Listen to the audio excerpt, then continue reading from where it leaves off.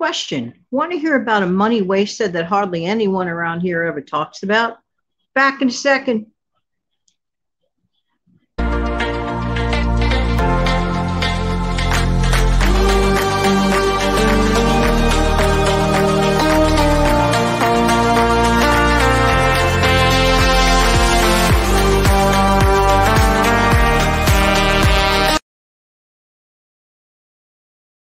Hi, this is Jan from New York City. My channel name is Jan from New York City Saves Money. I love to help people keep more of their hard-earned money. Let's talk about this for a second. Let me go back to my childhood. My mom and dad were both working people. My mother worked part-time as, outside jobs, and also full-time raising count them, 5 kids.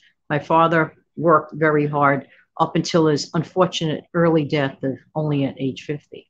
But not going to dwell on that because my family is a positive family. We're going to dwell on the positive. But I do want to point out some reality. Back in the olden days, when I was a kid growing up, no, not the dinosaur days quite yet, but practically. But back in my day when I was a little girl, if mom or dad prepared a meal, let's say on a Sunday, that they made Sunday sauce and a beautiful lasagna and some meatballs, whatever was left over got eaten up either the next day or maybe they wrapped it, put it away for a couple of days later. None of that went to waste. And the other thing I do not remember at all whatsoever was all of this big choice. What do you want for dinner? And with 5 kids, 5 different kids making 5 different choices? No, that didn't happen. You got what you got. You respectfully ate it. If you didn't like it, you might have told your mom or your dad, but 90% of the time you ended up eating it, or you would get the option to slap together a sandwich of some sort, even if it was peanut butter and jelly, if that's what you wanted to do other than.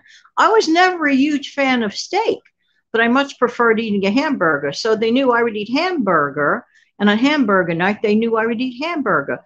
But on steak night, there was always that option if I wanted to go fix myself a peanut butter and jelly. So when I saw the steaks coming out, I knew that was my hint to go and make me a peanut butter and jelly or a tuna or whatever. But that's something I did for myself.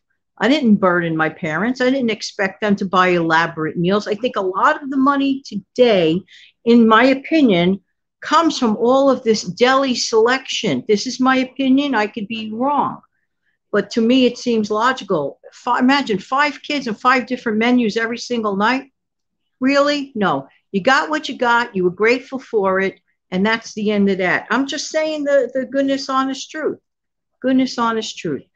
So to me, that's one area where people could be a little bit wasteful, doing all these, different selections all the time. It's also complicated.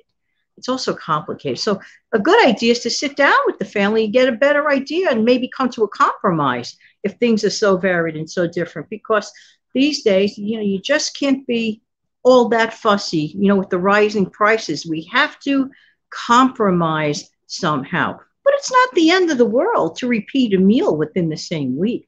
Ooh, gods. Now, if you don't want to be bored, you take that meal, maybe change one ingredient up, or prepare it a little different. Take whatever you have that's left over and just rehash it morph it out into a completely different meal. This is where your creative juices come in extremely handy. So just keep in mind, be grateful for everything we have, everybody viewing, which I know you are. Avoid food waste, which I'm sure you do. And for those that just can't understand about the deli selection, just change it up. Change up the meal.